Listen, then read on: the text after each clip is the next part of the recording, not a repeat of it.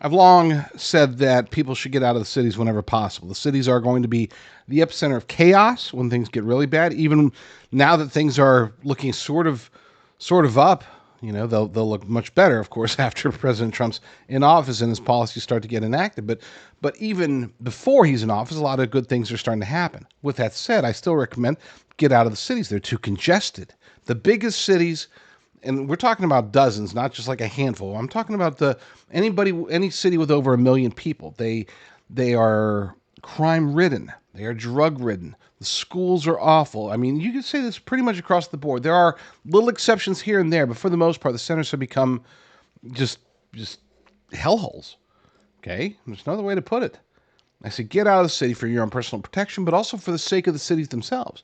But there's a need. I understand. I've lived in both big cities and I've lived out in the country. We kind of bounced back and forth there over the last 4 or 5 decades, and as a result of this, I do understand that there's a need for certain cities. I don't think they should be as big as they are, but hey, there are advantages to cities.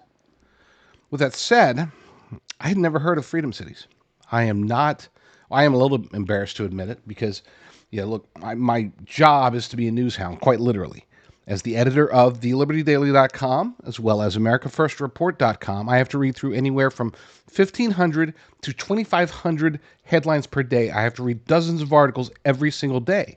We post between the two sites. We post anywhere from 50 to 100 stories over at americafirstreport.com every day, and 120 to sometimes over 200 stories over at thelibertydaily.com.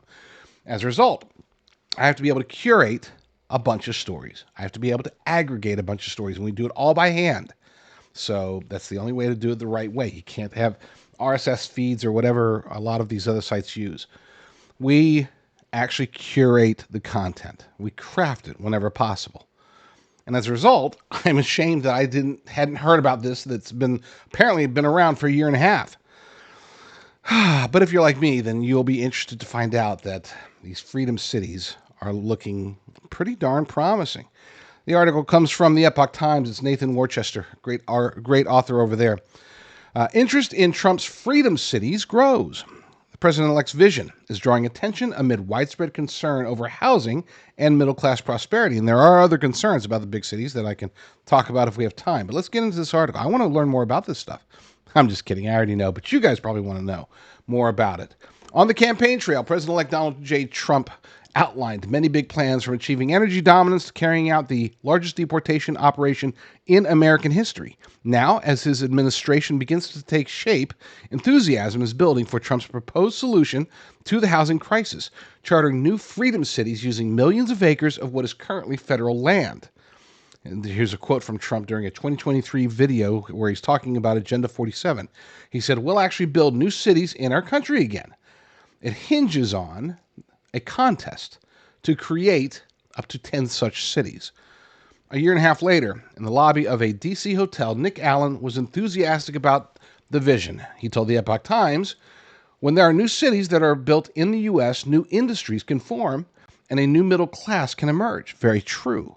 You can build cities around industries. I think all of us are familiar with at least one or two or 5 or 10 cities where basically that city is geared around a particular type of industry. Now, in the past, because we haven't been building many cities, in the past, a lot of these, we've seen, coal towns, for example. We've seen these places that are built around old industries where the cities themselves are now struggling to survive. Now we can start building them around new concepts, and a perfect example of it would be, San Francisco, the Bay Area, Silicon Valley, in general. Now, take away the leftist policies, the concept was strong because you're able to get like-minded people of an appropriate talent, and draw them in to an area, and then the businesses the industries, the big tech can be there, and it's just a lot easier, a lot more mobility when you're all consolidated in there. Now, again, take away the leftist policies, take away the leftist companies, and if you make everything just normal, then this would have been thriving. Now, of course, it hasn't been, and it's been very far leftist, and there have been many challenges that have destroyed a once beautiful city, but that's a discussion for another day. The concept was right, though. The concept was right.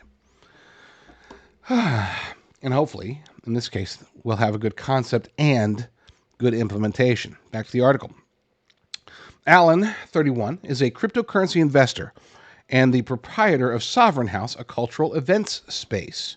While he said he has no financial stake in prospective Freedom Cities, the Frontier Foundation, of which he is a member, has become a very public booster of the idea. And I love the Frontier Foundation, to be clear. Meanwhile, some early skeptics of Trump's Freedom Cities visions are changing their tune. In March 2023, Jeffrey Mason of the Charter Cities Institute wrote an article for the Manhattan Institute's City Journal casting doubt on Trump's plan. It was titled, Freedom Cities Won't Likely Be American. That's weird. These days, though, Mason sounds more hopeful. And he said, the outsized role that the tech community is probably going to play in this administration has generally made me more optimistic about the potential for doing some version of Freedom Cities, he told the Epoch Times. Nolan Gray, research director of California YIMBY, noted in a recent Substack article that many others in the YIMBY, which is Yes in My Backyard, pro-growth movement are wary of Freedom Cities. He argued that the idea is not so far-fetched as some believe. He said, the federal government really does own a lot of land well-suited to housing and is uniquely positioned to build it, given its insulation from local zoning and complaining local NIMBYs. Gray wrote before detailing where he thinks Freedom Cities could be sited. City Journal, a great publication, by the way. The same publication in which Mason's 2023 critique appeared just released a pro-Freedom Cities article from Allen and his Frontier Foundation colleague, Mark Lutter. They said Freedom Cities could address two major challenges confronting the United States, a sclerotic bureaucracy and a stagnant society. And that's so true. To be clear, the excitement alone around building a city, around an industry, about building up housing that is new, that is affordable, that can be a magnet for people that need a first chance, people that need a second chance. You know, we often talk about these programs, and these inner city programs rarely work, not because the ideas are awful. Sometimes they are. Usually they are. But sometimes they're not. But implementation is so much harder within a pre-existing city because that city has personality. That city has history. And sometimes just saying, okay, well, we're going to put up a rec center here, you know, that sounds great to some politician and a few bureaucrats and the builders themselves, but in reality, they put it in the wrong spot. The area is not the right place, and all of a sudden, maybe it's drug infested, maybe it's whatever. You get the idea. It's a rough idea, but when you're building fresh, when you're building new, when you're planning everything out from scratch, this is when really, truly magical things can happen. I know I'm sounding like a big-time cheerleader of this, but that's because I am. I think this is a great idea. And it's funny because, look, I'm not a fan of using federal land for anything other than energy. In my preferred world, the quote-unquote federal land, the vast majority of it, would be given back to states or given or sold to individuals. You know, let them do their thing. They can be better caretakers of the land. They can produce more from it. You know, give it to reservations for Native Americans. There's so many things that you can and should do with the land that the federal government cannot or will not do. Well, here is one of those rare examples where I approve of this concept. City air makes you free. There's a long history of cities asserting sovereignty from the city-states of ancient Greece to the Hanseatic League of medieval Northern Europe. And here's Mason again saying, all these different kinds of entities that existed exerted significant economic influence despite being relatively limited in their geographic scope. But the link between urban life and freedom runs deeper, from the social organism down to the individual. For German peasants of the late Middle Ages, the saying, Stadtluft macht frei, city air makes you free, referred to a legal way out of feudal bondage. To this day, the problems afflicting many large cities, from violent crime to unaffordable housing, exist alongside social and cultural dynamism and paths to success. More recent models include Hong Kong, which grew rapidly during the second half of the 20th century. The dependent territory of the United Kingdom was known for its free market orientation, earning praise from the economist Milton Friedman. Patrick Hebert of Eco Villages said his ongoing work developing small, sustainable, liberty-minded cities in Latin America became more popular amid government responses to the COVID-19 pandemic. He said people obviously expect something else is coming, and that it is. I mean, it is. They're planning disease X, pandemic 2.0, whatever. They got something coming. And maybe it might not necessarily even be a virus. Could be parasites. Could be anything. I don't know. I don't want to talk about that. Not today. There are many other real-world examples of innovation in independent governance, some much larger in scale than tropical libertarian villages.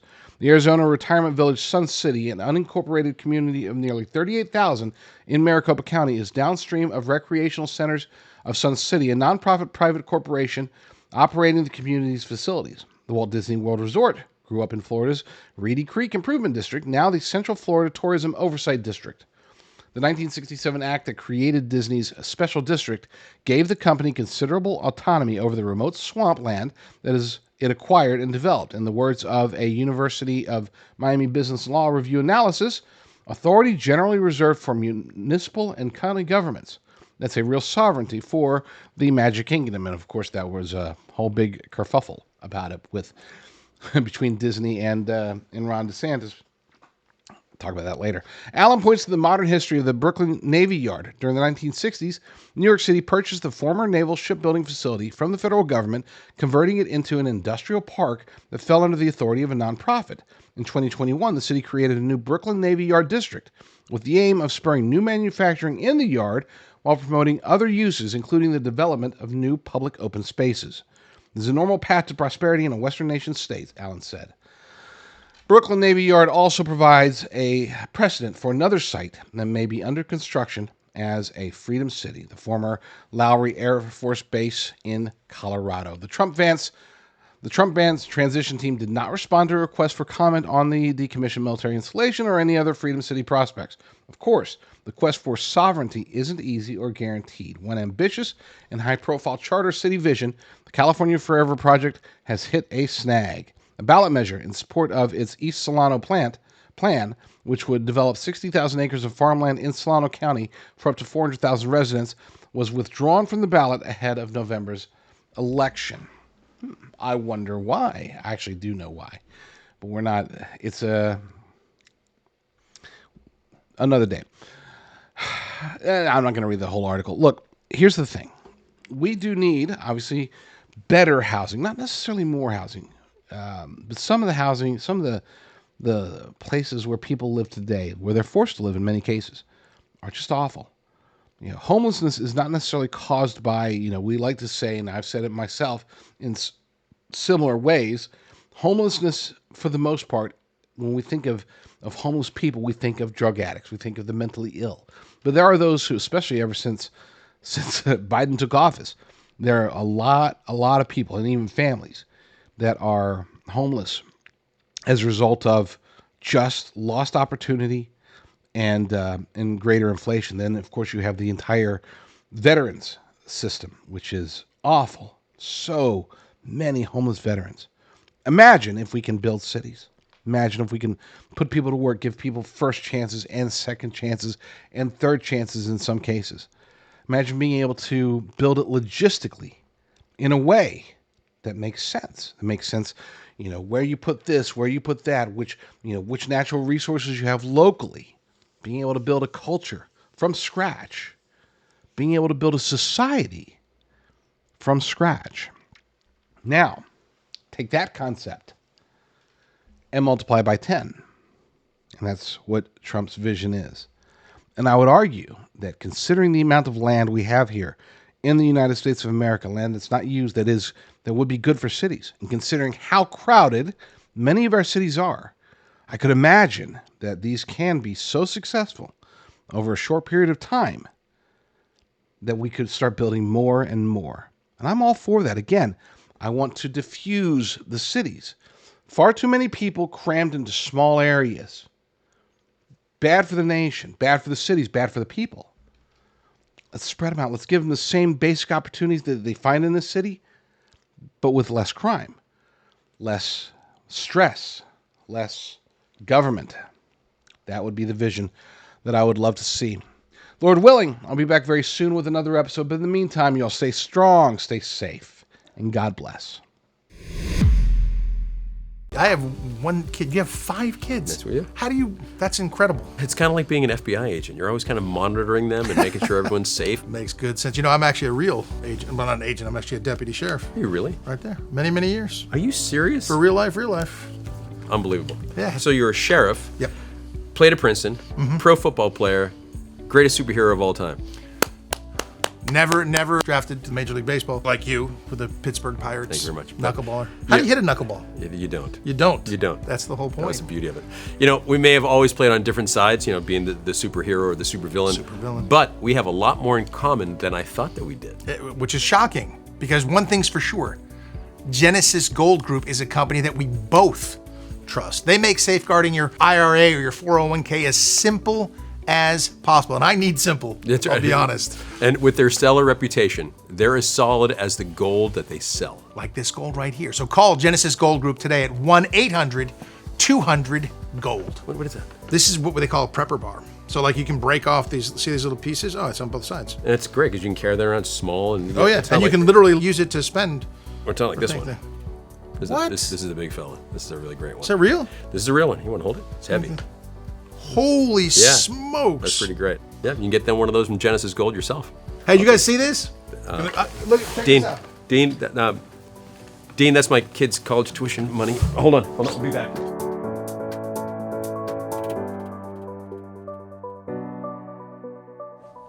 Dean! Who's the supervillain now, huh? Yeah, that's my gold, Dean!